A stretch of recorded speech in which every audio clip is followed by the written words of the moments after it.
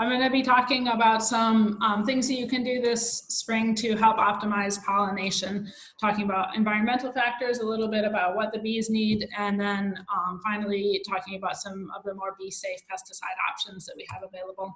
So just really quickly going over some environmental factors. As you all know, it's been a little bit of a cool and wet spring, and so what does that mean for pollination? The concern is, I just want to draw attention to the concern is partly having to do with bees being able to fly, but also just to do with the actual physiology of the plant itself, which can slow down and not germinate as well in cooler temperatures. But even once the flower is able to germinate perfectly quickly, then once you get up to about 55 degrees is about as cool as the native bees are able to really fly effectively and pollinate effectively, and then around 65 is when honeybees start to be able to pollinate really effectively. So this might be a spring, hopefully the temperatures increase, but this might be a spring to really be hoping for some good native bee pollination and to start thinking about some of the native bee habitat that you might have on your orchard. And also maybe a spring to think about applying retain around late pink in order to prolong your bloom.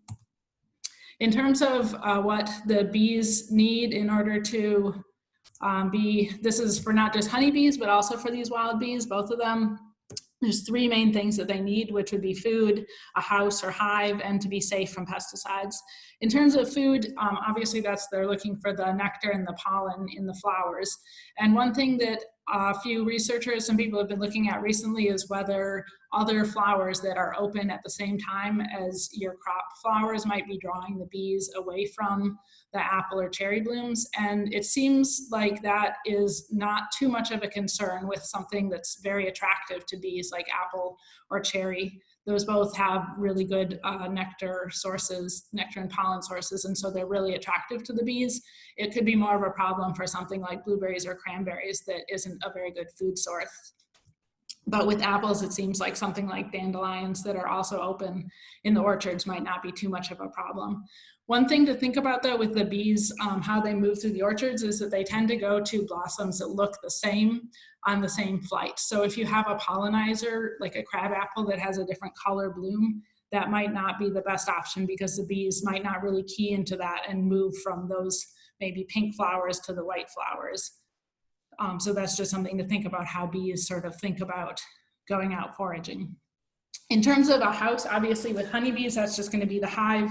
That's not too much of a concern. But once you start looking at the wild pollinators and the wild bees, there's a number of different pretty easy ways that you can conserve their habitat. And for that, I want to point you to this resource, Wild Pollinators of Eastern Apple Orchards and How to Conserve Them. And I'll put a link, after I'm done talking, I'll put a link to that resource in the chat bar so that you can go to that. And then in terms of keeping them safe from pesticides, if you do have to apply pesticides during bloom, it's best to spray those in the late evening. Bees tend to fly in the morning, and again, they tend to fly once it's a little bit warmer than 55 or 65 degrees Fahrenheit, depending on the species. So if you get a cool evening, that would be the best time to apply.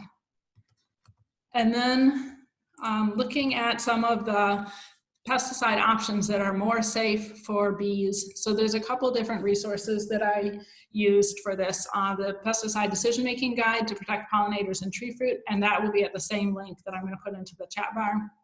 And then also in your recommends, there's two tables, 6.1.2 and 7.1.2, that provide information about toxicity of apple fungicides and insecticides to beneficials.